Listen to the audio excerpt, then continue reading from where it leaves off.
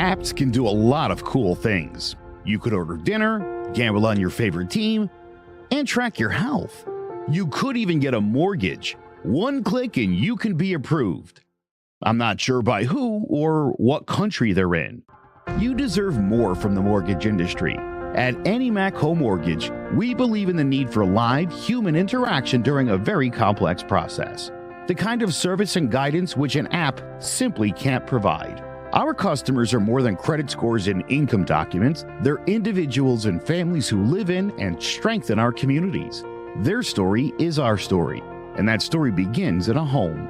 Chris Sawyer is an expert on providing superior customer service and in meeting the mortgage needs of current and future home buyers. With over 18 years of experience in the industry, Chris is able to help customers migrate through the home buying and home financing process by using his wealth of knowledge as a well-qualified mortgage professional. And best of all, Chris is located in Cromwell, Connecticut, where he has helped hundreds of clients in Connecticut, Massachusetts, and Rhode Island make their dreams of home ownership a reality. Visit chrissawyer.any-mac.com. Email him at csawyer@any-mac.com or give him a call, 860-878-8730. Chris Sawyer, NMLS number 39345, corporate NMLS number 338923. AnyMac Home Mortgage is an equal housing lender. American Neighborhood Mortgage Acceptance Company, LLC. DBA AnyMac Home Mortgage. Lo-Fi Direct. Connecticut First Mortgage Correspondent. License Lender. Broker number ML 338923. Massachusetts Mortgage Lender and Mortgage Broker License number MC 338923. Rhode Island License Lender. License number 201128110L. Call for additional details. Jones on first down, wide open, it's Barkley, and Saquon Barkley will take it into the end zone. Your best ability is availability. Saquon Barkley, he's great when he's on the field, but the problem is since 2018, he hasn't been healthy for this team. Look at this, they lob it to him, he taps it in off the glass. How about that? Porter Moser, I think right now is the best coach in college basketball, hands down. Fins 2 for 3, he's done his part. Pitch is drilled to deep right field toward the pole, and it is gone. They don't mind not being what they were in the 90s as the best organization in baseball, because the Yankees aren't even close to the best organization in baseball. They're trying to be the Rays, and the Rays do this for a reason. Like, you're the Yankees.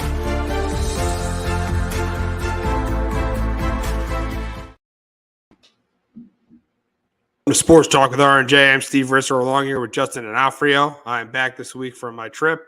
Justin, you and Joe looked like you had a nice time last week. So, we're gonna get going, and we're gonna talk about the MLB trade deadline, and it was the active trade deadline, pretty much for the two teams in Texas. As you had Max Scherzer, who was traded from the Rangers from the Mets to the Rangers. And this is a big move for them. This is a really good move for them that Scherzer got traded to the Rangers. I think they needed somebody to come in after DeGrom got injured, so they needed someone to come in. And I think this is a really, really good move for the Rangers going out and trading for Max Scherzer. I think it's a good move for Texas. Now it helps that you don't have to pay majority of that contract. The one worry I have though with Scherzer is we saw last year he didn't pitch well against the Padres. He had that arm problem a couple years ago with the Dodgers. He hasn't, he's in his 40s now. So, you're not going to get the dominant Max Scherzer anymore. But I think he's still capable of going out there in a postseason game and shutting you down for 6 innings. Texas, they need some depth. They just put Eovaldi on the IL too there today. With DeGrom already out. Dane Dunning's kind of struggled a little bit lately. So, they definitely need another starter. And, Texas put themselves as the front runner in the American League. Oh, absolutely, absolutely. Yeah, I think with this move, they're right there. And it's the big question we'll get to is if they are better than the Astros. And then we will go to the Astros, and and Verlander got traded back to the Houston Astros. And I think this is a really good move for the Astros. I think this adds depth to the rotation. You saw Framer Valdez last night pitch a no-hitter for them. So this is a really, really good move for the Houston Astros. I think Verlander was pitching better than Scherzer lately. As the season was going on, I think Verlander was the better pitcher. So I think the Astros got the better guy in Verlander. Yeah, I completely agree with you. Verlander's been really good. I know, Scherzer has had his ups and downs this year. Yeah, Verlander's been he's had 7-8 really good dominant performances of late. He's been awesome. So, yeah, I think right now, I know Houston wanted to keep him. The Mets just outbid him, and, now they get him back. They don't have to pay as much for him. And, you get a bona fide ace and and you've already lost 2 guys already out for the year, in Garcia and Lance McCullers. So I know they're supposed to get Jose Urquidy back, maybe this weekend or next week. So they'll have him back as well. But yeah, for the Astros, the organization that look, they spend, they'll go out and they'll go trade guys. They're going to put their organization and their team with a chance to compete and win a World Series every year. That's what they've done. They did it yet again this trade deadline. Absolutely. Yeah. And we remember when they won the World Series in 2017, they went out and got Justin Verlander. So the Astros have been doing that for a while, been going out, getting guys at the trade deadline. And the big question is now, though, is who is the favorite to win the West? Now, the Rangers have a 1-game lead on the Astros after the trade deadline. Who is the favorite to win the West, the Astros or the Rangers? And I'm going to go with the Astros. I like the depth in the rotation is better. They got Altuve and Alvarez back into that lineup. I think they have a better rotation. I think the Astros have the better bullpen, and that's why. And I know the lineup is better with the Rangers, but I'll take experience, better bullpen, better lineup. I think the Astros are the favorite to win the NL West. The NL West, I mean. I'm going to go with the Rangers. I like the lineup. There's not too many holes. Again, I know Altuve is now back healthy, and Alvarez is just got back as well.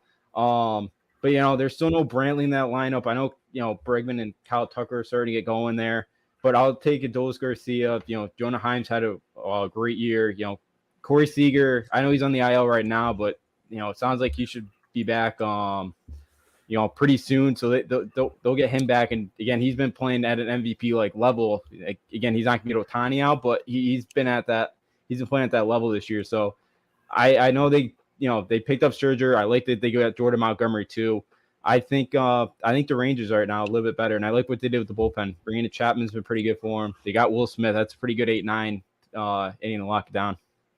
Yeah, it's going to be close between those two teams. I mean, the Rangers have done a really good job putting a team together that can compete with the Houston Astros, and the Astros are there every year. That's the one thing that's been the constant since 2015 is the Astros have been there pretty much every single year. So it's definitely going to be interesting to see what happens between those two teams. Yeah, absolutely will. Nice little rivalry there in the Lone Star State now, and two teams that, again, they each got better at the trade deadline. You can see both of them want to get better. And, after the Rangers made the deal for Scherzer, kind of heard the Astros rumbling about trying to acquire Justin Verlander. So, both teams got better. Trade deadline, it should be fun 2 months there to see who wins that division. Oh, absolutely. Without question. Now we will go to the team that traded both Verlander and Scherzer, and that's the Mets, who had really, really high expectations going into the season. But right now they pretty much are having a fire sale. They got rid of Scherzer, Verlander, Mark Hanna, and David Robertson. And the big question is it a surprise that the Mets had a fire sale? Is it a surprise? And to me, no. I think they had to blow this up. I really think the Mets had to blow this up. This is what they had to do to get these contracts. I mean, I don't know these contracts aren't completely off the books. They're paying some of Scherzer's salary, but to get younger, I think they had to, this is what they had to do. I know that they're not going to be competitive next year. So really they're looking at 2025 right now. And to be honest, I'm not surprised that they did this. Yeah. And I'm glad that there's a direction here and that they do have a plan, because I feel like a lot of owners in this spot would have just tried to kind of put a Band-Aid over this and tried to get better. But I think that the Mets understood that just wasn't going to happen. And again, maybe next year it's rough, but their farm system before, they made these trades, I don't think they had a prospect in top 155. Like their farm system was damaged, and going out and spending. You've seen it with the Yankees this year, it hasn't worked out. I know the Padres are starting to play better, but even the Padres, they've been below expectations this year. So I know things are supposed to change with Steve Cohen coming in, but it's been a total failure. It's been like the same old Mets, but at least they have a plan here. And maybe next year's not gonna be great, but I think they did. I think they picked up some really nice prospects here, and that's kind of what the Mets. Because I feel like free agency, it's more to plug up your holes and not just to go out and just go sign everybody and build your team off free agency. They have to, And again, I think with the farm system they're starting to build now, I think it'll be easier. Where hopefully in a couple years for them, couple of those guys pan out, and you could kind of fill the holes in free agency instead of just willy-nilly just spend it all on free agents. Absolutely. And the thing is they were just in a spot where they were out of it. They pretty much picked the right time. You got two guys that are two Hall of Famers, but two aging starting pitchers that you had to get rid of pretty much. You just had, I know a lot of Mets fans wanted to keep one of the two of them. They'll even keep both of them because they thought, oh, what's our pitching rotation going to be like next year? But you just got to accept as Mets fans, you're going to be in a rebuild next year. And you're just going to have to look to 2025. And you couldn't keep these contracts. If you kept holding on to these contracts, you were going to probably be bad next year. It'd be bad the following year. So this is just something they had to do, in my opinion. Yeah, I completely agree with you. You know, Cohen and Billy Upton, they bit the bullet here. And again, as I mentioned, I don't think many owners would do that. So I think it's good on the Mets to kind of realize that this has not worked out in our favor so far, and we need to have a new plan of attack here. And bringing in again, I know we're going over the luxury tax. They lost like 10 spots in their draft pick, or in the draft order. So like you can only build so much through the draft when you're spending that much and going over the luxury tax. So yeah, absolutely. The Mets, I think it's a good plan. It's a good plan. I know Met fans might hate it. And again, I know Cohen was like, right away, we're going to win the World Series within 5 years. It's not going to be the case, but at least you're going to build something. And again, I think the Mets will make a World Series for the Yankees, though, with kind of the plan they got going ahead. Wow. I know we'll get to the Yankees, but wow. You think the Mets will make it for the Yankees? Wow, that's crazy. Yeah. That's crazy. Well, they have a plan. That. There's a plan here. I know. I get you. I know we'll get the you. Yankees. I don't think there's a plan there. I get you. Yeah. I think the Mets, are going to be in good shape. Yeah, we'll see. We'll see what happens there. Now we'll move on to the Angels. They were pretty active at the trade deadline. They went out and they got Lucas Giolito. They got Randall Gertrich. They got they got CJ Cron. CJ Cron. Ronaldo Lopez Ronaldo Lopez, a reliever from the White Sox as well. Yeah, so they were active. They were really active at the trade deadline. And the thing is with them is they decided not to trade Ohtani. They're going all in. The big question is this the right move for the Angels to go all in? Is it the right move to go all in? I think absolutely it is. Ohtani's gonna be a free agent next year. You got to try to win. You have to do this. Artie Moreno has to do this. And they have to try to win a World Series or make a deep playoff run in Ohtani's last year. Yeah, absolutely. I like what the Angels did. Instead of just kind of going half at it here and just like picking up a guy or two, they went full blown here and they really went all in. And so I respect the Angels, what they've tried to do here. Again, will it work? We're going to have to find out. I know Trout, I think on Monday was taking some swings, so hopefully he'll be back in a couple of weeks. You get him for like the stretch run here.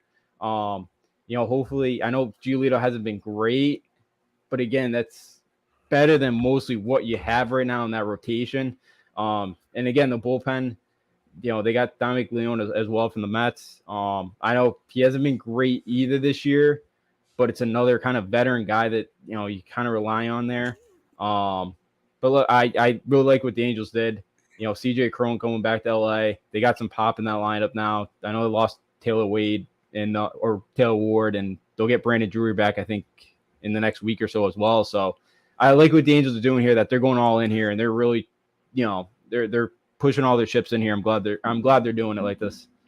The big question is, should they be the favorite to get that last wild card spot in the American League? That's the big question. I still am going to go with the Blue Jays, but I definitely think they have a better chance to make the playoffs than the Red Sox, the Yankees, and the Red Sox. Yeah, I'm with you. Right now I go with the Blue Jays. I haven't liked the way the Blue Jays are playing, but I worry that the Angels have a pretty tough schedule coming up. They got the Mariners. They're playing Atlanta right now. They still got the Astros in Texas later this month. Next month they got the O's. They got Seattle again. I think they go to Tampa as well. And they get Texas one more time at home. So I think with the schedule, it's going to be tough.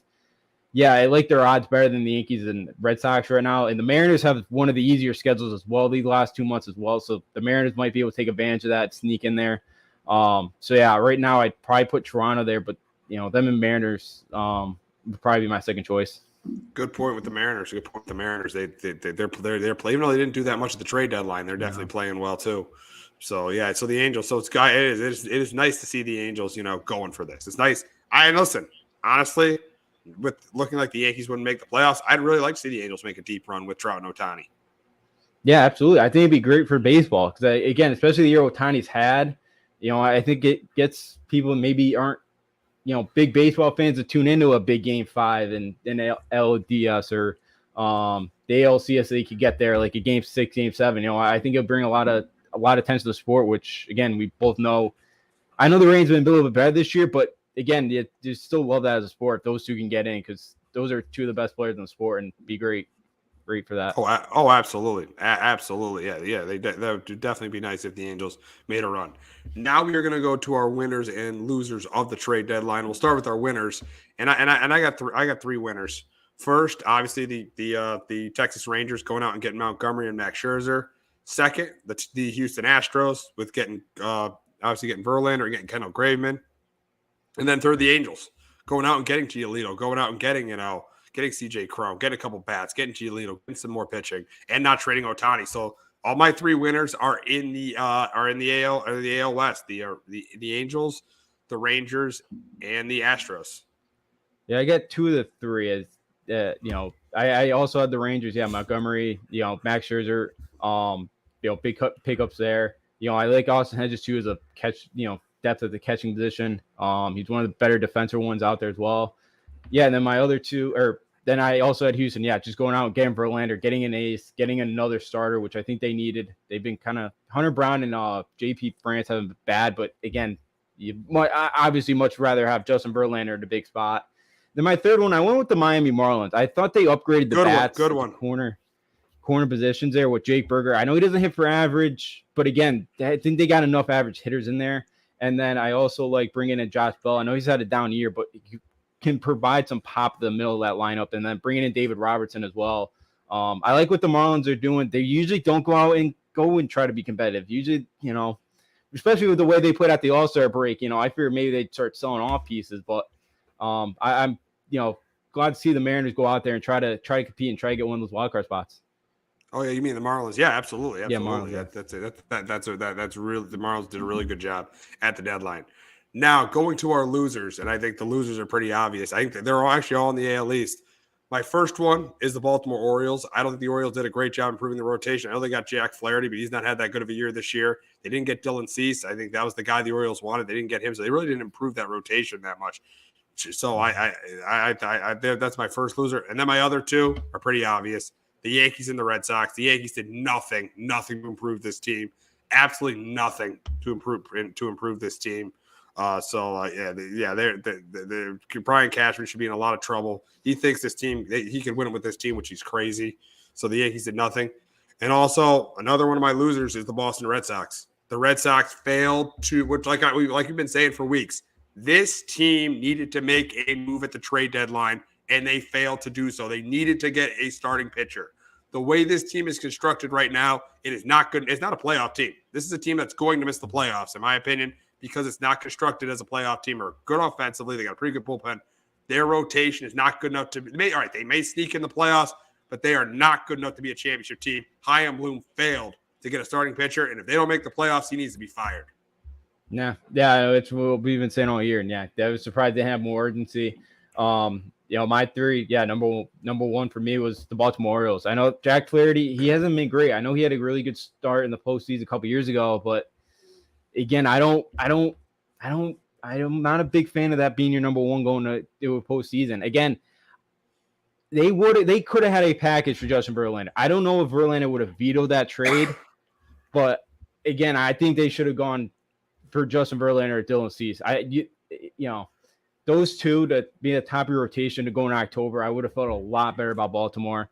I thought they were a big loser there. It's unfortunate too with the way that team's played. My second one's the Cincinnati Reds. I know they've been an overachiever this year. I know they're gonna get Hunter Green and Nick Lodato back very soon. But this is the Reds' chance. Outside of the Braves this year, it's wide open in the National League. Your division's down. I know the Cubs are starting to play better than the Brewers, but you had it. This is Cincinnati had a chance this year, to maybe make a run at this thing. And all they did was, bring in Sam Malo, and it's a lefty reliever. It's not great. I was disappointed that the Reds did not try to go out there and get a starter. I was disappointed by that. Yeah, my third one, I can either go with the Yankees or Red Sox. I'll go. Both of them did a horrible job at the trade deadline. I know we'll get to both of them in a minute. It was just, both those organizations, it was a total failure at the trade deadline, and disappointing that both those two teams that, again, I know they have, I know the Red Sox have played really well. I know the Yankees been struggling, but they're both, Red Sox are a game and a half out, and the Yankees are only 3.5 out still. So you would think those two franchises would have made more moves to try to, make a push here, but no. So yeah, it was a very disappointing trade deadline for those two teams as well. Absolutely, absolutely. We'll get to the Yankees, and what a disgrace! What an absolute disgrace! This team really proved that they are not a playoff team. They lost 2 out of 3 to Bill. They split with the Mets. They got crushed in one of those games. Lost 2 out of 3 to Baltimore, and then the game on Sunday night was terrible. Severino needs to be out of the rotation. He's awful. He's terrible. This offense has just been anemic. Even with Judge back, I don't think that one good game where they had 8 runs on Saturday, but even with Judge back, this offense is just awful. Stanton strikes out at the end of the game last night. Rizzo, I know, Joe's going to defend him because the guy's playing hurt, but he hasn't been hitting. LeMahieu hasn't been hitting. It's just all around. This offense all around has just been absolutely terrible. And this team right now at 55 and 52, 3.5 games out of a wild card spot. I don't see this team making the playoffs, and I see this team season being over by the middle of August. Yeah, I'm with you. Again, there's no direction. And Cashman's like, we're obviously going all in. It's, or we're all in right now. It's like, you did not show us that. No, absolutely not. That's your best move. That is your best move. That is sad. That is sad. Yeah. And Spencer Howard, who was once a top prospect, but has had control issues and injuries, and in his 38 games at the major league level, he's got over 7 ERA. So that's going to be helpful in a big spot if we need him. So yeah, it's very disappointing. And yeah, with Judge even back in the lineup, why would you even pitch the Judge right now? Exactly. I just potentially walk him every time. I was at the game on Friday night. I was at the game on Friday, and they walked him 3 times. Smart move. Yeah. Oh yeah. Yeah. Again, you're dumb if you don't walk him. With Rizzo behind him, the way he's hitting, you're not scared. Stan will find one once in a while, hit a home run, and toward them mostly in front of him. But other than that, there's just no direction with this team. Like, either sell or go for it. They didn't do anything. So yeah, it's embarrassing. This team is just it's absolutely pathetic right now. And they're again. They struck out 18 times on Sunday, and Boone's like, I thought we had some really good at bats. Really good at bats. You struck out 18 times. 18 times. Had really good at bats. Give me that's why he needs to go. Him and Cashman got to be gone, especially Boone. How are you making excuses if your team strikes out 18 times? No, because you can't criticize your players for whatever reason. That's the way the sport is, and this is a point in time where your team needs a nice little wake up call about Again, they say sense of urgency, but I don't see it.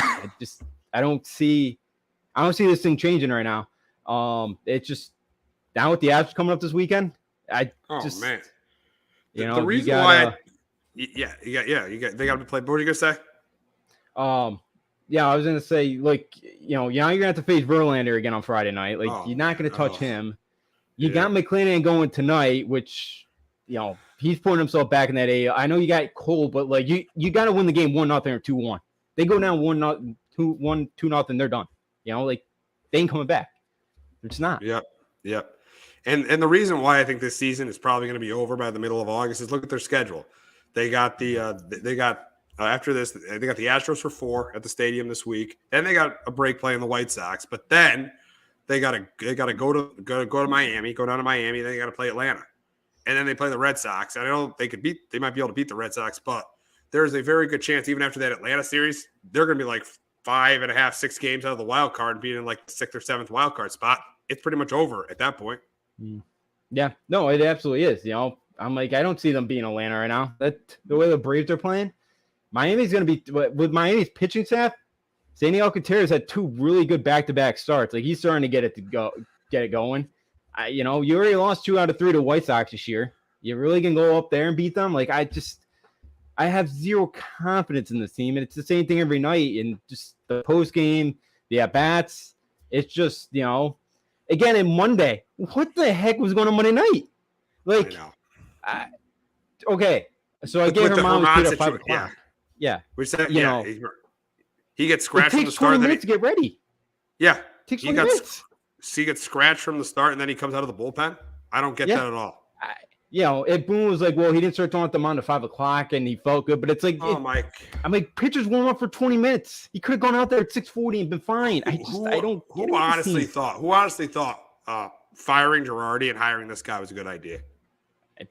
The whole Yankee analytical department. Yeah, terrible. Because we're too hard on Gary. And look, again, Gary's had some nice at-bats this year in San Diego, but like Gary's offense is defensively he's been very good. Offensively, like that yelling at Gary was not the problem. I saw a video too yesterday it was on Twitter, like from Yankee source. They were talking to like their head, like this had to be from like 2018, 2019. It was talking to like the head of like analytical scouting or whatever. The 4 guys that were highlighted in that. Oh, you're gonna love this. Yeah. Tyler Wade, Chance Adams, Austin Romine, and Anthony Ziegler, who was their first round pick in 2018, is still in AA right now with a career batting average in the minors with 213, 13 home runs, 100 RBIs, and his slugging is like 323. That's what they were trying to like brag about those, about like those futures. Shows a lot after watching. It was like a 45-second clip. That shows a lot about this analytical staff and all that. It just makes no sense. Complete embarrassment. No sense. Yeah, it's embarrassing, and this team looks like they are definitely missing the playoffs. Yeah, they are. And again, and they are. My worry is too. I'm at the point where I think LeMahieu and Rizzo are cooked. Like LeMahieu hasn't been right in over a year. I think LeMahieu's cooked. I'll give Rizzo another year, but I think LeMahieu's cooked. But you could very easily be right about Rizzo too. I like Michael Kay was saying the other day, like people inside the Yankees organization say he's healthy. Like it's not the neck bothering him. Like he's completely healthy right now. Really? Wow. Wow.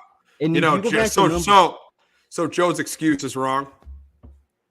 Yeah, I thought it was the injury too there, but like I heard Kay say that the other day, and it's like if he's healthy, the Yankees are telling him that, like behind closed doors and all that, like he's healthy. You go back to his numbers since like May, like Gallo's put up had better numbers like, last year at the Yankees than like Rizzo has of late. It's not good. And Stan can't run, and you got 3 more years left of him. I don't know how you're gonna get rid of those 3, but you're stuck with them. You're stuck. Yep. They built this so wrong, and they doubled down. And Cashman for over years, like we're gonna get a left fielder. And over a year, Cash, we still don't have a left fielder. Exactly.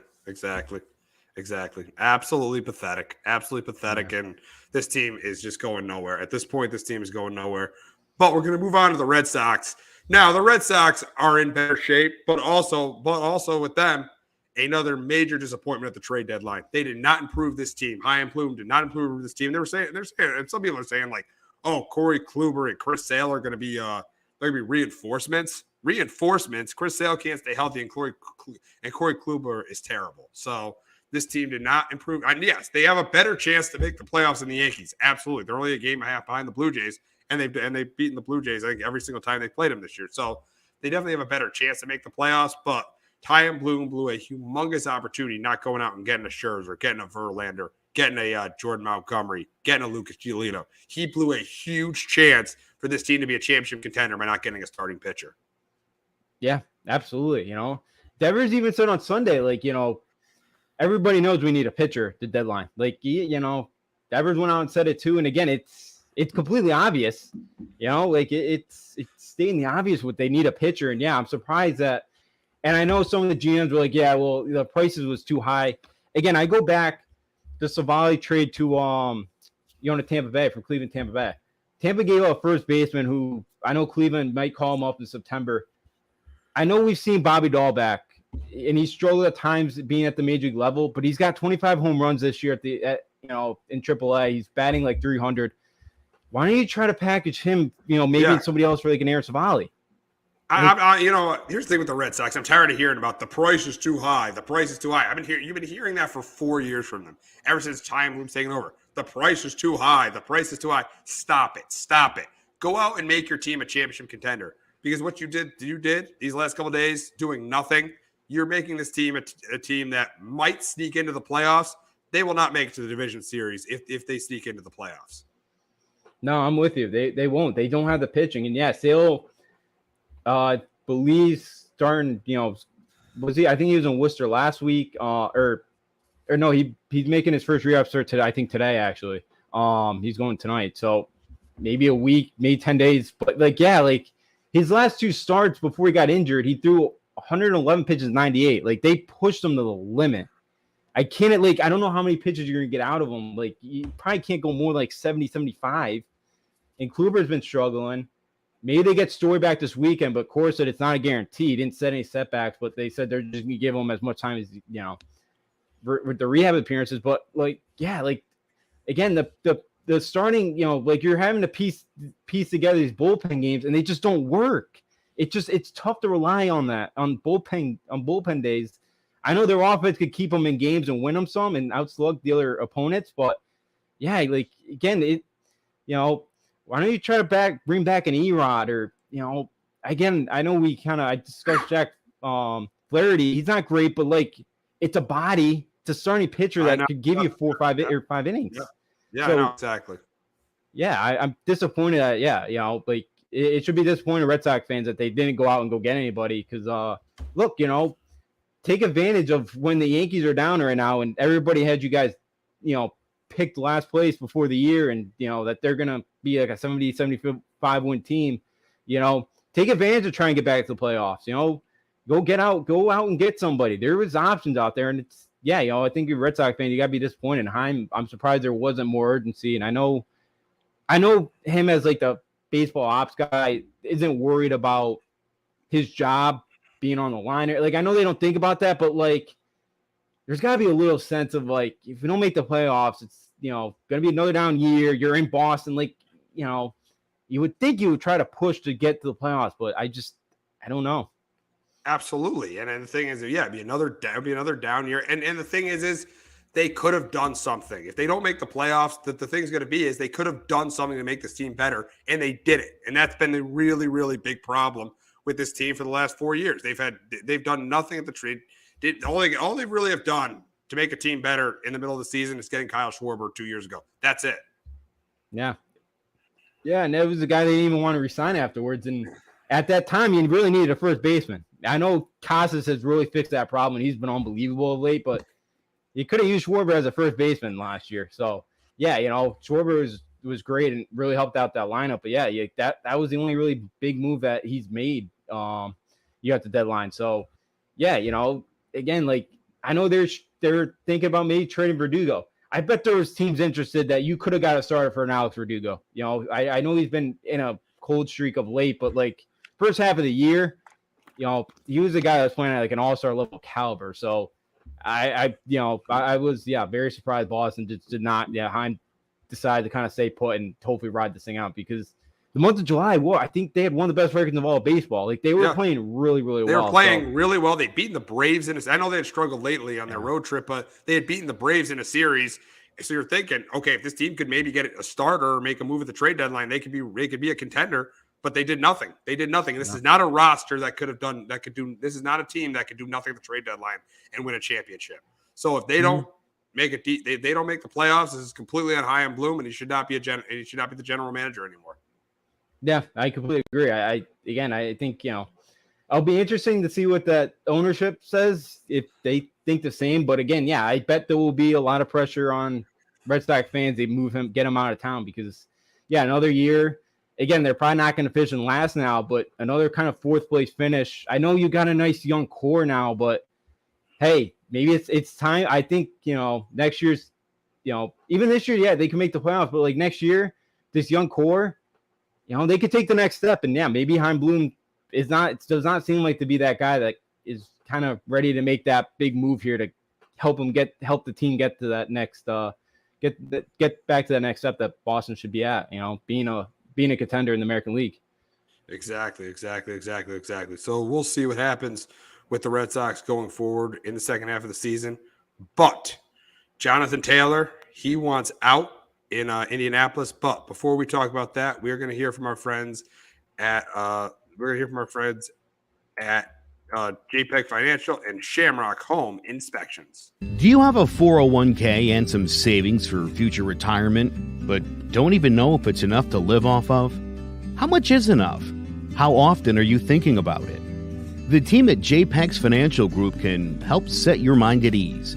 We specialize in creating strategies in the planning and managing of your financial, educational, and investment needs. We help clients pursue their investment goals with sound financial strategies. You deserve a personal, tailored plan. Lasting, meaningful, and open relationships are the foundation of our practice. You've worked hard for your money and should feel confident in your investment choices as you make decisions for your financial future. Your goals are our goals. We are dedicated to your needs and hopes for your future. Visit our website and give us a call at 860-430-5397. Securities offered through Raymond James Financial Services, Inc., member FINRA, SIPC. Investment advisory services offered through Raymond James Financial Services Advisors, Inc. JPEX Financial Group, LLC is not a registered broker-dealer and is independent of Raymond James Financial Services. JPEX Financial Group is located at 78 Eastern Boulevard, Glastonbury, Connecticut. There's no bigger investment than home ownership. And to make sure the house is up to your standards, you need a professional to look it over.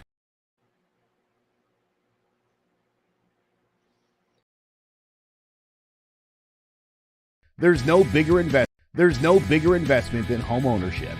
And to make sure the house is up to your standards, you need a professional to look it over. Brian Flanagan from Shamrock Home Inspections is a licensed home inspector and a member of the Connecticut Association of Home Inspectors. Brian was a contractor for over 15 years, so he knows how homes should be constructed and how mechanicals should work. What makes me a good home inspector was the 20 years that I was a home improvement person, doing all the different repairs that I have done and what other people have done wrong that I had to go out and fix. So I have a pretty quick eye on seeing what's right and what's wrong. Before you move, call Shamrock Home Inspections. Before you make the biggest investment of your life, call Brian Flanagan from Shamrock Home Inspections at 860-268-2566 or visit shamrockhomeinspectionct.com. Alrighty, so Jonathan Taylor wants a trade out of Indianapolis, and here's the thing about this: is the big question is there a better chance that he's going to be traded, or if the Colts are going to come to come up with a long-term deal for him? And this is a tricky one. It's a tricky one because we talked about running backs, you talked about Saquon Barkley with Joe last week, and the Giants not re-signing him, but I do think with a young quarterback and with Irsay saying that he does not want to trade Jonathan Taylor, he's making it out of it. He doesn't want to trade Jonathan Taylor.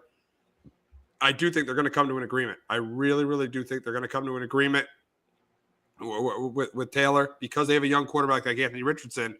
How are we going to make your team better? Now, I don't know if they're going to. I don't think Taylor's going to. They're going to reset the market on this deal. It might be 12 or 13 million, but I do think they're going to come to an agreement because. How do you set Anthony Richardson up for success without Jonathan Taylor? Yeah, I don't know if he plays. I don't know if he resigns with or that he comes to terms of the long-term deal with Indy. I just think with the comments that Jim Irsay said about how that was crazy. That was a little crazy there. Yeah. Now, I think he's right but I would never say that out loud. For what he said, that's something you keep, inside there. And look, and I just think that sends the wrong message to Jonathan Taylor. I can't imagine he was happy about those comments. So I just, again, will it happen? I could still see, but maybe they kind of, they work through it and they do come up with a deal. But after those comments from Jim Irsay on Saturday night, if I'm Jonathan Taylor, I don't know why I wouldn't want to play for that guy. I don't know why I would want to play for that owner. So it'll be interesting. He's one of the best backs out there, but yeah, I don't think he'll reset the market if they find a way to re-sign or sign him a long-term deal here. But I don't know if he'll resign. I don't know if Taylor after that's too interested in re-signing with Indianapolis. Yeah, I don't think so. I just think it's gonna happen. That was my bad there, but I think it's gonna happen because it's just I know the comments are not great, but I just think that eventually that they're gonna work it out. They're just not gonna trade him. The Colts have the leverage. They have the leverage, and I don't think they're gonna trade him. I really don't. I don't because Irsay says he won't trade him. And I think eventually, and somehow, they're gonna come to an agreement. I know he's a free agent after next year, but I think they're gonna eventually come to an agreement. Yeah, I could definitely see it that there's a chance that, especially, if Irsay is true to his word and they don't want to trade him, and, and Taylor's kind of stuck with nothing left and no leverage. Yeah, I kind of see a Le'Veon situation or Saquon situation where, he kind of just has to sign that franchise tag and just kind of play for, and, because again, maybe he does hold out, but again, that would be the worst decision for his career. So, I would hope there'd be people advising him like it wouldn't be the best idea here to sit out. We'll have to wait and see if it gets to that point. But if he is true to his word, and Irsay, I see him at least playing for the franchise tag, and maybe they do end up working something out in the future. But right now, I kind of feel like it could really go either way right now. Yeah. Oh, absolutely. No, absolutely. It definitely can. I mean, and you could see it going both ways. You could see the fact that Taylor wants out, and he he doesn't want to play for the franchise tag, and he ends up they end up trading him. So you could see, you definitely can see it going both ways. Yeah, absolutely. And with Anthony Richardson, it'd be great to kind of have Jonathan Taylor in that backfield. And again, the Jaguars right now are the front runner to win that division, of course, but that division's kind of, second place is kind of up for grabs in that division. And, Houston's kind of in the middle of a rebuild as well. So, you would like to have Jonathan Taylor in the future, in the backfield, and hopefully Anthony Richardson becomes the guy that they hope he, can become with the number 4 pick that they took him. But, we'll have to wait and see for that. Oh, absolutely. Absolutely. Absolutely. So on Saturday, we have the Pro Football Hall of Fame class, and we have a lot of guys that we saw going in. I mean, we got Joe Thomas, we got Darrelle Revis. Big day for Jet fans with Joe Klecko and Darrelle Revis going in. Big day for Jet fans with those guys going in. But you got, Rondé Barber, Joe Klecko, Darrelle Revis, Zach Thomas, and DeMarcus Ware, and Joe Thomas. And I'll talk about my memories of pretty much all these guys. I mean, Rondé Barber on that defense with the Warren Sapp, with Warren Sapp, John Lynch, Simeon Rice, Derek Brooks on that great Bucs defense that won a Super Bowl in 2002. He was one of the best corners in the game in his prime, so well-deserved for him. Brother of Tiki Barber. Big weekend for Jet fans. Joke with Darrelle Revis, and he was one of the top corners in the game from 2009 to 2011. He was one of the top corners in the entire sport in those years. So he was really, really good for them. He was one of the top corners in the game for that Jets team. He was outstanding for them. And then Joe Klecko, part of that New York sack exchange with him and Mark Gastineau. So huge weekend for Jet fans, and they played in the Hall of Fame game too. Yeah, the big weekend. I don't know. You won't see Aaron Rodgers playing this weekend, of course. In that game. We'll see if Dak Willis got better. But huge weekend there for the Jets. Getting 2 inductees in there. Browns are the other team, and Joe Thomas, one of the best, offensive linemen the last handful of years, was a huge part of those. I know the Browns with him really struggled up to the end, but the guy never missed a start, never complained, and big weekend for the Jets, and everything's been turning since March and April for the Jets, and it's been I know a lot of New York fans, especially a lot of Jet fans that are Yankees or Met fans, are looking to turn the corner and hoping that the Jets play better than either of those 2 baseball teams. Oh, absolutely, without a doubt, they are definitely looking forward to those to football season. Those 2 fan bases, absolutely. With the Giants, with Brian Daboll going into year 2, and the Jets there and Rodgers, and you got a weekend like this for the Jets. The Hall of Fame game, and then the 2 of their best players going to the Hall of Fame. Just a great weekend for Jet fans. But moving on to the other Hall of Famers, you got Joe Thomas, also the Browns, the other team that the Jets play in the Hall of Fame. We got Joe Thomas. Joe Thomas was a guy on a terrible Browns team that was an elite player. He was one of the best left tackles in football for almost a decade. He was an elite player on a terrible Cleveland Browns team. Terrible Browns team, but one of the best left tackles in the sport. Joe Thomas was. He was outstanding for them. And then you got Zach Thomas. We all remember Zach Thomas. You probably remember him a lot, because he played against a lot of games against the Patriots, him and Jason Taylor. I mean, that was a really good defense in Miami. I mean, the problem with that team is they didn't have a quarterback, but that was a really good defense with Zach Taylor and Jason, with Zach Thomas and Jason Taylor. And let me tell you something. This is long overdue for Zach Thomas. He should have been a lot earlier than this. He was right up there with Brian Urlacher as one of the best. I know Ray Lewis was the best of that generation. He was right up there with Brian Urlacher in terms of one of the best linebackers of that generation. And then lastly, and not least, DeMarcus Ware. And he was a really good player for the Dallas Cowboys. I saw a lot of games with DeMarcus Ware when I go up against the Giants. A lot of times he was an elite player for the Dallas Cowboys. And in his second year of eligibility, he gets into the Hall of Fame. Yeah, Ware, one of the best pass rushers, third round pick coming out of Troy, and led the league in sacks twice during his career. Huge part of those Cowboy teams that, we're always in the playoffs, but just struggled to get over the hump there. And Zach Thomas, again, kind of a guy that came in with a chip on his shoulder, being a 5th round pick, and ends up becoming the rookie defensive player of the year. And then, won a couple MVPs, with the Dolphins. So, Zach Thomas, and Sean Taylor, the edges there. And, Miami had some really good defenses. They just could not find the offense to be able to compete at a level in the AFC. But, both those guys, two really good defensive players in the last, handful of years during the times. Absolutely. Probably two of the best of that era, with Zach Thomas and DeMarcus Ware. And guess who's presenting DeMarcus Ware into the Hall of Fame? Tony Romo? Jerry Jones. Jerry Jones. Jerry Jones. Okay, he'll of course. He'll be presenting DeMarcus Ware into the Hall of Fame on Saturday. Got the enshrinement on Saturday. Got the Hall of Fame on Thursday night, and that's the start of football. It's a great weekend because it is the start of football. It's the beginning. We got the preseason starting in the next couple of weeks, so we got the start of football. First preseason game is tomorrow between the Jets and the Browns. So you'll see a lot of Jets fans there in Canton this week. It's their weekend. I mean, with Reeves and Klecko and the team with Aaron Rodgers, so it's their weekend at the Hall of Fame. But we're going to wrap the show talking about Colorado and Deion Sanders and their move to the Big 12. And the big question here is going back to the Big 12. Is that a good move for Deion Sanders and Colorado? I think it eventually will be. I think it eventually will be because I think he'll get better recruits because of it. Yeah, as you mentioned, recruits, Texas, that's where Colorado always kind of been, the reason they went to the Pac-12 was they wanted California. They wanted to go out and go get California kids. They even wanted to do it not even for an athlete, to try to find athletes. It was like even to just try to find kids that just wanted to academically wanted to go to Colorado. They wanted to kind of reach into that, spot. And, they lost money from going to Big 12 or from leaving the Big 12 to go to the Pac-12. They lost money from it.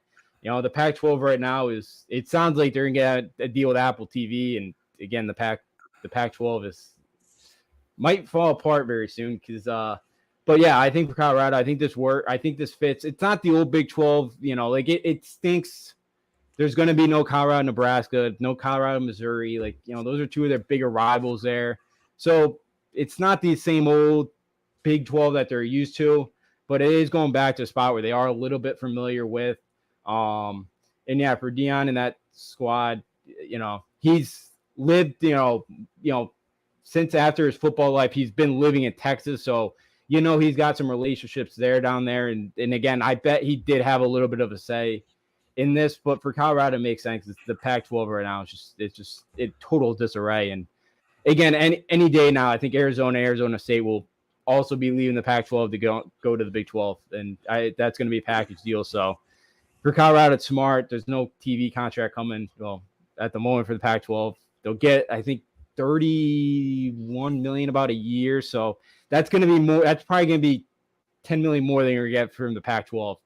Somewhere right around there, I'm guessing. So, for Colorado, I think it makes sense. And, hopefully for football-wise, they can kind of get back at, with Deion, that they can get back to the top of the pack in that conference because it's going to be open without Texas or about Texas and Oklahoma. It kind of there'll be spots there for the taking, and we'll see if Deion in a couple of years can kind of be able to get them back on top. Absolutely. And the big question is will there be a Pac-12 in the next decade? Seeing the way things are going, seeing the way USC's leaving, seeing the way UCLA's leaving, now Deion's leaving. Will there be a Pac-12 10 years from now? There might be. Again, it might be filled because it sounds like I've already seen teams that are kind of requesting to enter the Pac-12 or like Tulane, Memphis, Rice. That's SMU. The Pac-12. Tulane, Memphis, and Rice. That's all these AAC teams. Why have conferences? We have all these teams from all over the place joining these random conferences. Yeah.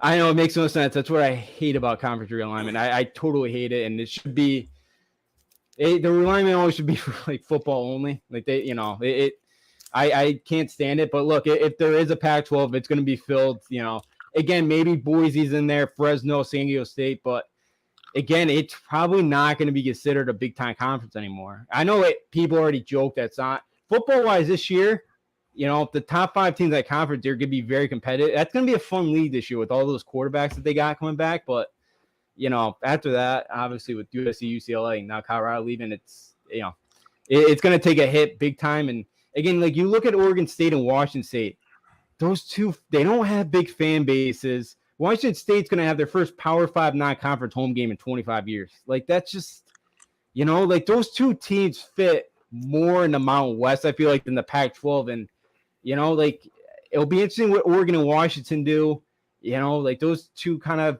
big brands, especially Oregon. But yeah, again, there might, I'm still on the fence, but if there is a Pac-12 still in the next 10 years or so, it's gonna be like a Mountain West type thing, or just, they're gonna have to change from the Pac-12 because if Memphis really gets in there, which I don't know if they will, Memphis is nowhere close to being on the Pacific. So, but none of these conferences change. So, it'll be definitely a new look, and it'll be interesting to see how it pans out.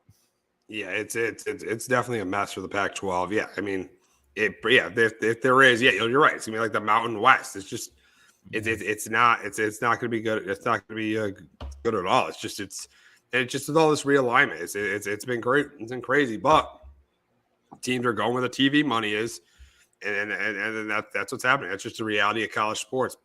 We do see Colorado back in the Big 12, but it is nice. But the reality is the Pac-12 is looking like it's going to fall apart. So where do you think? What do you think is? Arizona and Arizona State are going to leave. What do you think is next for Oregon and Washington? Is there anything? Do you know what they're? Do you have any idea what they're going to do? Do you know what they're going to do? Or that's I've been. So part of me thinks so. Florida State and Clemson are really trying to get out of this grant of rights with their lawyers. They're trying to figure out any way they can. If they somehow do, I think North Carolina and Duke head to the Big Ten.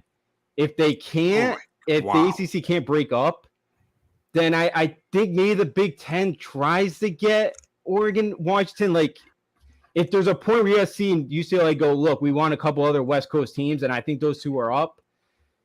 Again, because I don't know if the Big 12 is going to take. So Arizona State also go. It'll be up to 15, I believe.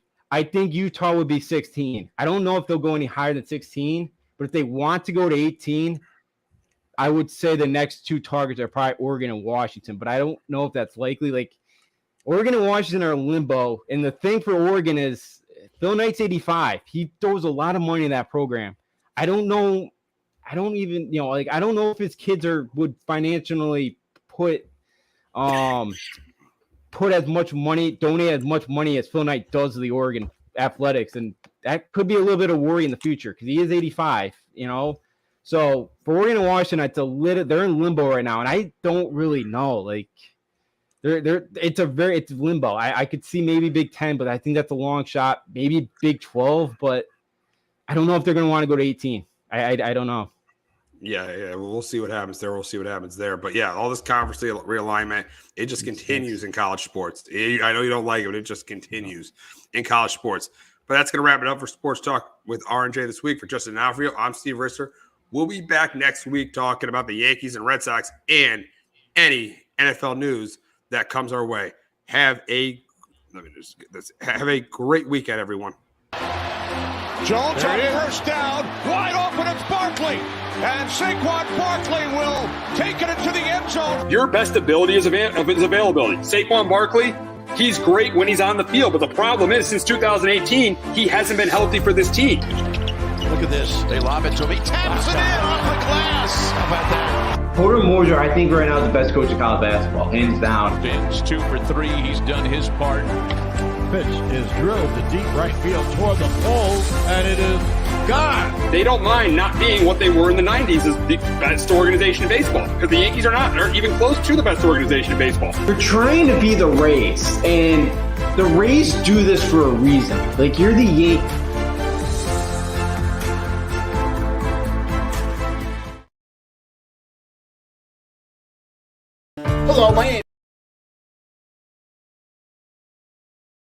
Hello, my name is Joe Aguirre. I'm the president of Clovercrest Media Group. And here at CMG, we have a wide variety of podcasts, including sports shows like Keys to the City, The Roll Call, Throwing Jabs, All Four Downs, and Jawing About the G-Men.